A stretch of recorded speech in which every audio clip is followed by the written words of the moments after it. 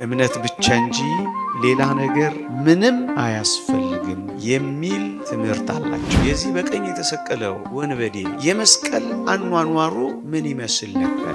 በጥብርያዶስ የ5 ገበያ ሕዝብ መግቦ 12 መሶብ ተርፎ ሲያስታቅፋቸው አይደለም ያየው። እና ምንድን ያየው? ሲሞት ሲያየው ፍጡር ነው ብሎ አልተጠራጠረም። ወገኖቼ እግዚአብሔርን መፍራት ነው ወደ ሕይወት የሚመራው። እግዚአብሔርን መፍራት ነው የጥበብ ሁሉ ቁንጮ የሆነው። አማልደኝ፣ በነካጅ ለምንልኝ፣ ደግሞም ጸልይልኝ አላለው። የባህሪ አምላክ መሆኑን እንዴት እንደተረዳው ተመልከቱ። በሰው ሁሉ ፊት ብትመሰክሩልኝ እኔ በሰማይ ባለው በአባቴ ፊት እመሰክርላችኋለሁ ይላል። የምናምነውን እንወደዋለን፣ እናፍቅረዋለን። የምናፈቅረውን ደግሞ ተስፋ እናደርገዋለን። አንተ እምነት አለኝ የምትል እምነትህን እስኪ ከምግባር ለይተህ አሳየኝ ይላል ቅዱስ ያዕቆብ። ምግባር የሚመሰረተው ወንድምን በማፍቀርና በመውደድ ነው።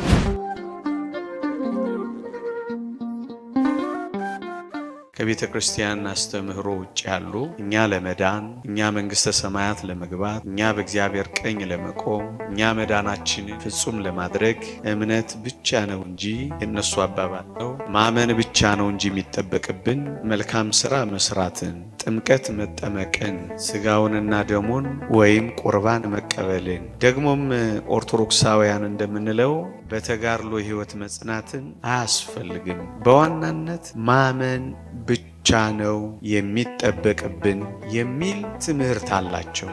ይሄም ብዙዎችን የሚያሳስት የታወቀ ነው። እምነት ብቻ እንጂ ሌላ ነገር ምንም አያስፈልግም የሚል ትምህርት አላቸው። ከነገረ ድህነት አኳያ ከመዳናችን ጉዳይ ጋር ይሄ ጥያቄያቸው እንዴት ይታያል? ኦርቶዶክሳዊው አስተምህሮ ምንድን ነው? ለምንድን ነው እነዚህ አካላት ማመን ብቻ ነው የሚበቃን ማስረጃ አላቸው ብለን ስንፈትሽ አንድ ሐሳብ መሞገቻ አድርገው ያቀርባሉ። እሱን ነው በጥቂቱ የምንፈትሸው። እምነት ብቻ ነው የሚያስፈልገን እንዲሉ ያደረጋቸው ብዙዎች ሲጠየቁ የሚመልሱት አንዱ በዚህ በሉቃስ ወንጌል ምዕራፍ 23 ከቁጥር 39 ጀምሮ ያለ በጌታችን በመድኃኒታችን በኢየሱስ ክርስቶስ ቀኝ የተሰቀለ ወንበዴ ነበረ። ይሄ ወንበዴ በዛች መስቀል ላይ እንደነሱ ሐሳብ ነው አሁን ማወራላችሁ። አልተጠመቀም፣ አልቆረበም፣ መልካም ስራም አልሰራም። በማመኑ ብቻ እኮ ነው የዳነ ይሉና ለዚህ ነው እኛም እምነት ብቻ እንጂ መቁረብ፣ እምነት ብቻ እንጂ መጠመቅ፣ እምነት ብቻ እንጂ መልካም ስራ መስራት፣ እምነት ብቻ እንጂ መጋደል አያስፈልግም እንለው ለዚህ ነው ብለው ያቀርባል። ይሄ ነው አንዱ በእምነት ብቻ ነው እንጂ እስካሁን የዘረዘርናቸው አያስፈልጉም ለመዳን የሚሉበት መሰረታዊ ሐሳብ። እምነት ብቻ ነው ይሄ ሰውዬ በመስቀል ላይ ይሄ ወንበዴ ያሳየው እምነት ብቻ ነው። ምን ማለት ነው? የዚህ በቀኝ የተሰቀለው ወንበዴ የመስቀል አኗኗሩ ምን ይመስል ነበረ የሚለውን ጥቂት በጥቂት ፈትሸን ሐሳባቸው ትክክል እንዳልሆነ ለማስረዳት በመሞከር እኛን ኦርቶዶክሳውያንን ብቻ ሳይሆን አንዳንድ በቅንነት መጽሐፍ ቅዱስን ለሚመረምሩ እንጋብዛለን። እውነት ነው። የመጀመሪያው ነገር በመስቀል ላይ ታላቅ እምነትን አሳይቶናል። እጅግ አስደናቂ እምነትን ገልጦልናል። እንዴት እዩ። የተወደደ መድኃኒታችን ኢየሱስ ክርስቶስን እንደ ወንጀለኛ እንደ ወንበዴ በቀኙ የተሰቀለው መሃል ላይ የተሰቀለው ደግሞ አጠገቡ የተሰቀለው ወንበዴ ወይም ወንጀለኛ በሚል ስም ስለተሰቀሉ ይሄ በቀኝ የተሰቀለው ወንበዴ የተወደደ መድኃኒታችን ኢየሱስ ክርስቶስን ልክ እንደራሱ ወንጀለኛ ቁጥራ እዩት። እኔም ወንጀለኛ ነኝ፣ እሱም ወንጀለኛ ነው፣ እኩል ነን እኮ ብሎ ራሱን እኩል ወደ ማድረግ አልሄደም።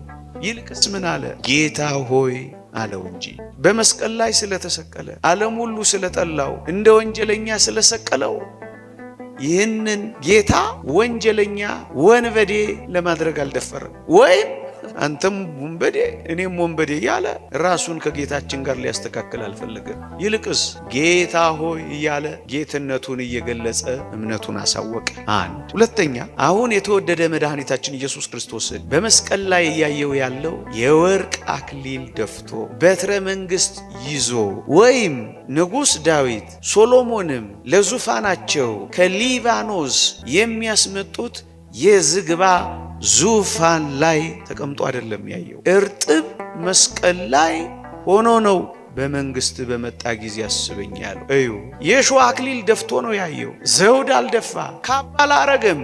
በጅራፍ ንቅሳት ተሞልቶ ነው ያየው። የሚሰግድለት ሰራዊት አላየም፣ የሚዘብትበት አየ እንጂ። ግን በመንግስትህ ሲለው ስሙማ በሞቴ ከዚህ የበለጠ አስደናቂ እምነት አለ?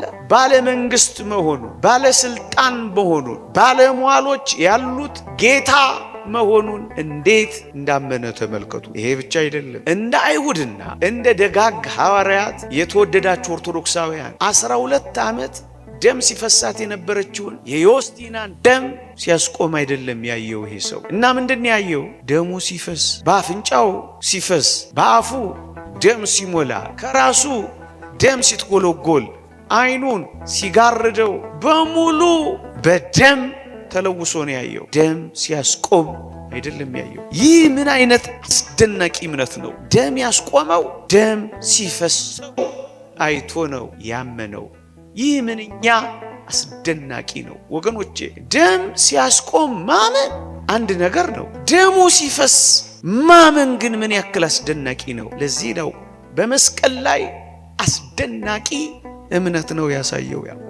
ሌላ በጥብርያዶስ የ5 ገበያ ሕዝብ መግቦ 12 መሶብ ተርፎ ሲያስታቅፋቸው አይደለም ያየው። እና ምንድን ያየው? ተጠማው እያለ ሲቃትትና ሲያቃስት ነው ያየው። ይሄን ማመን አይደንቅም? በሆድሽ የሕይወት ወንዝ ውሃ ይፈልቃል ሲል አይደለም የሰማው፣ ውሃ አምጡልኝ ሲል ነው የሰማው። ይሄን ማመን አይደንቅም? ይሄ ብቻ አይደለም፣ ብዙ ሰራዊተ መላእክት ከበውት አይደለም ያየው። እና ምንድን ያየው?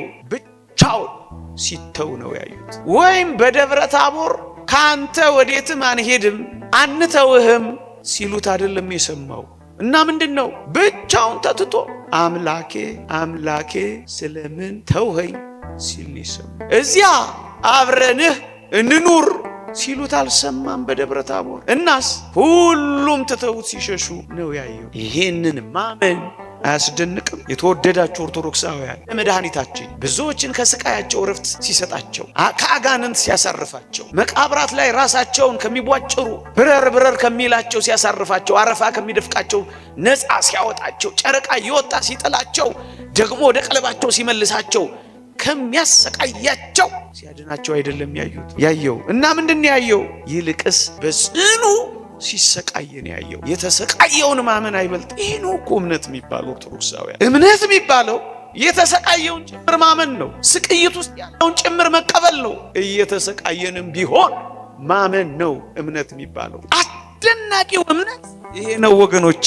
የተወደዳችሁ ኦርቶዶክሳውያን። መላእክት ተነጥፈውለት አይቶ ቢያምን ምን ይደንቅ ነበር! እና ምንድን ነው?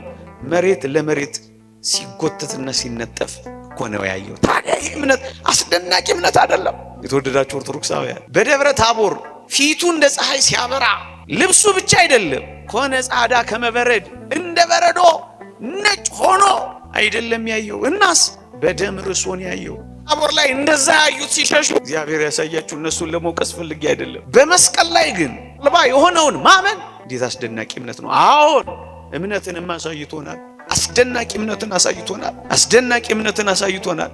ለዚህ ነው አባቶቻችን ሁለተኛው አብርሃም የሚሉት ፀሐይን አይቶ ጨረቃን አይቶ ነው ያመነው። ከዋክብት ሲረግፉ አይቶ ነው የተደነቀው። በፍጥረታት ውስጥ አምላኩን ያመነና ያወቀ ሁለተኛው አብርሃም የሚባለው እሱ ነው። እንዲህ አድርጎን ያመነው የተወደዳችሁ ኦርቶዶክሳውያን፣ እርቃኑን አይቶ አንጸባራቂ ልብሱን አይደለም፣ እርቃኑን አይቶ ነው ያመነው።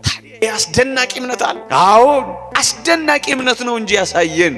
አስደናቂ እምነት ከዚህ በላይ ምን አለ ወገኖቼ? የተወደዳችሁ ኦርቶዶክሳውያን፣ ሲሞት ሲያየው ፍጡር ነው ብሎ አልተጠራጠረው። አንዳንዶች እስከ ዛሬ ድረስ የካዱት የሞተ እንዴት አምላክ ነው ትላላችሁ ብለው እኮ ነው የሚክዱብን። የደከመውን እንዴት ነው ብርቱ ትሉታላችሁ? የሚሞት እንዴት አምላክ ይሆናል ብለው እኮ ነው የተጠራጠሩት። ይህ አስደናቂ እምነት ምን እንደሆነ ታውቃላችሁ? እየሞተ ማመን፣ ሲሞት ተጠራጥሮ ፍጡር አለማድረግ።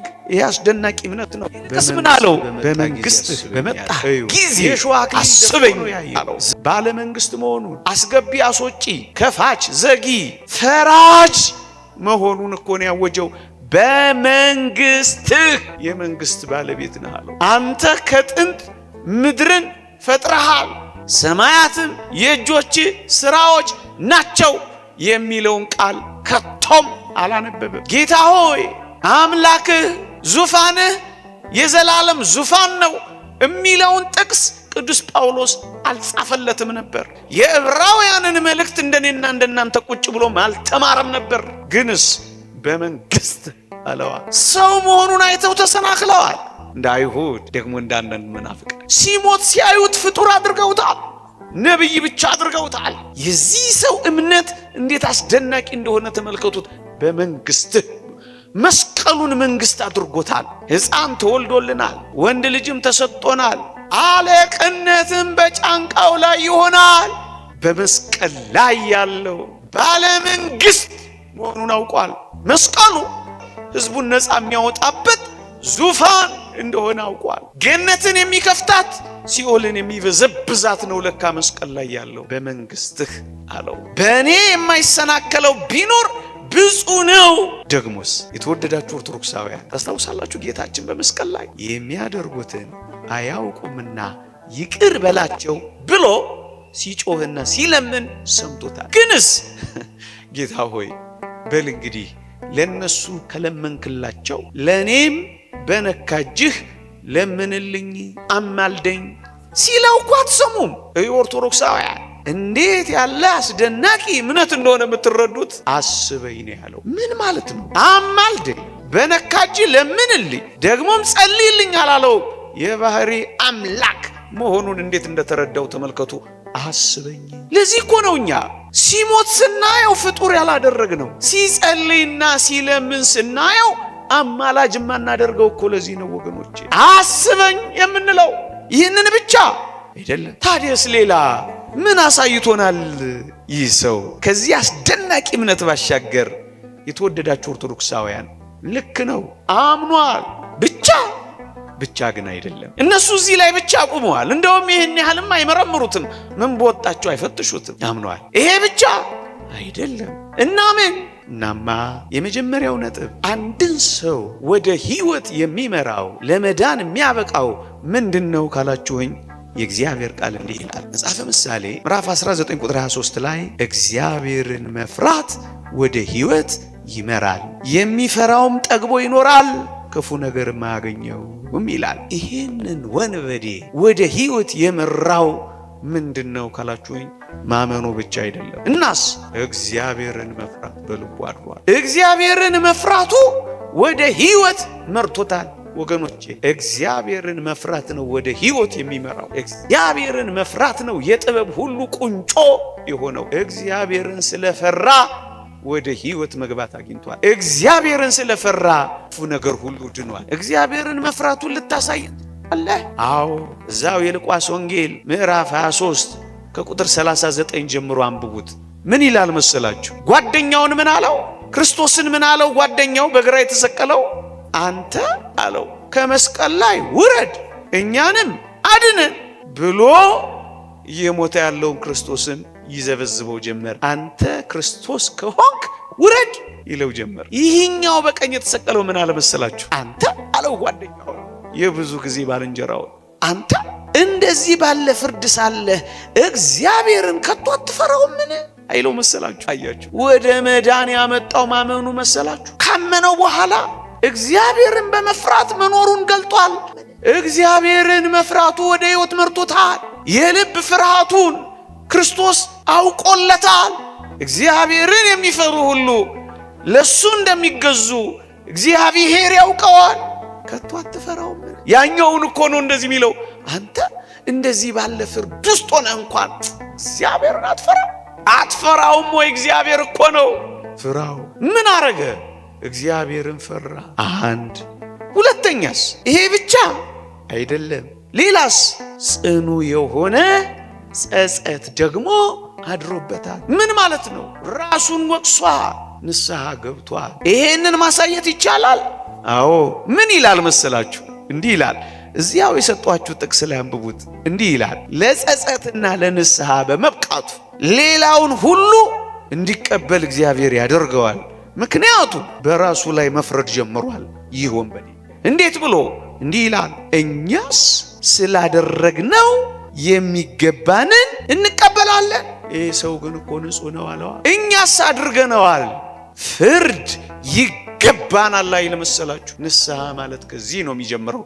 ራስን ከመውቀስ፣ ራስን ከመክሰስ፣ ራስን ተጠያቂ ከማድረግ፣ ራስን ከመኮነን፣ ራስን ከመግለጥ ነው የሚመጣው።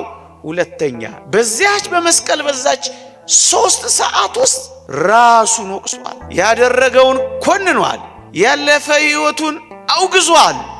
ለኛስ ፍርድ ይገባናል፣ ይሄ ግን ንጹሕ ነው ማለት ጀምሯል። 2 እምነት ብቻ አይደለም ስላችሁ፣ 2 ሌላስ ምን ልትነግረን ትችላላችሁ ካላችሁ፣ ወይ አስደናቂ ነገር ደግሞ ልንገራችሁ።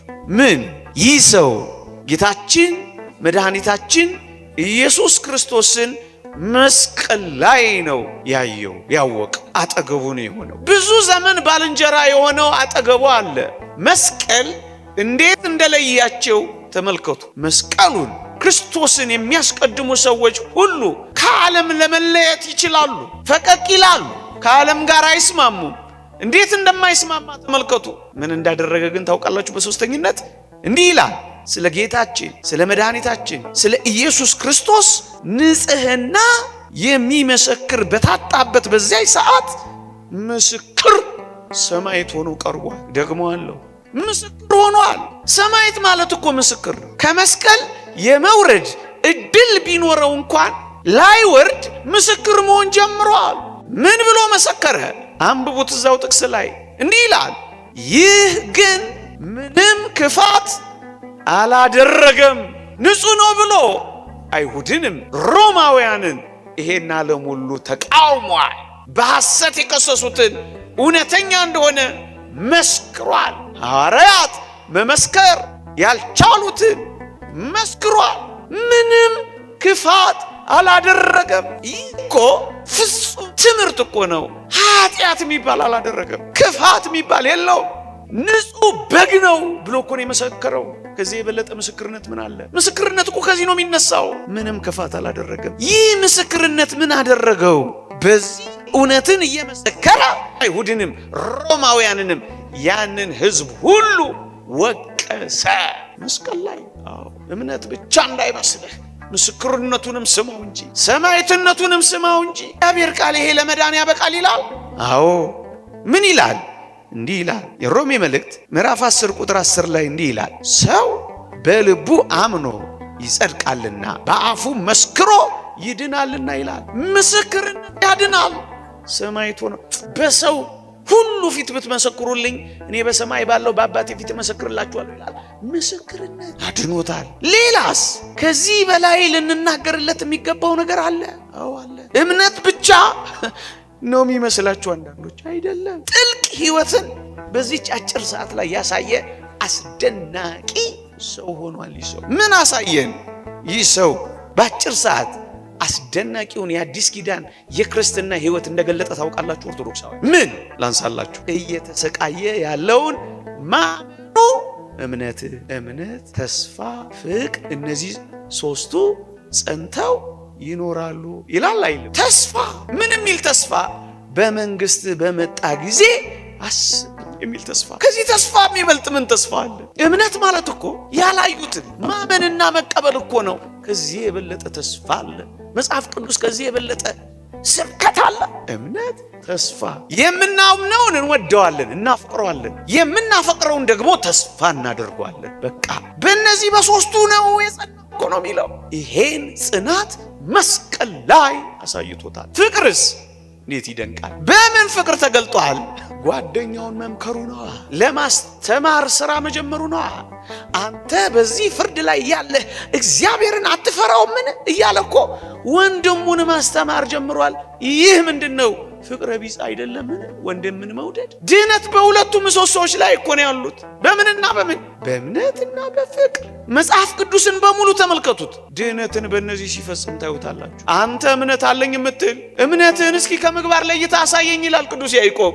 ምግባር የሚመሰረተው ወንድምን በማፍቀርና በመውደድ ነው። ምንም ያረግ ወንድሙን በተግሳጽ ወንድሙን በምክር ወንድሙን እውነታውን እንዲያይ በማድረግ የተራበች ነፍሱን መመገብ ጀመረ። ወገኖቼ ፍቅረ ቢጽ ወይም ስነ ምግባር ማለት እኮ የተራቆተን ማልበስ ብቻ አይደለም። እናስ የተራቆተች ነፍስን ማልበስ ጀመረላችሁ። የተራበች ነፍስን እየመሰከረ ለማዳን ጥረት ያደርግላችሁ ጀመረ። ራበኝ ቢልህ ጥገብ ብትለው፣ በረደኝ ቢልህ ሙቅ ብትለው፣ ይልቅ የሚያስፈልገው ካልሰጠ፣ እምነትህ በምግባር ካልተገለጠ፣ እምነቱን በተግባር ገለጠ። በምን? በፍቅረ ቢጽ ወንድምን በማፍቀር ክርስቶስን በመውደድ ክርስቶስን በማፍቀር ብቻ አላቆመም። ወንድሙን ይልቅ ይገስጸውና ይመክረው ጀመረ። ይሄ ምንድነው? አጠቃላይ የክርስትና ሕግጋትና ትእዛዛት እኮ ነው ምእመናን።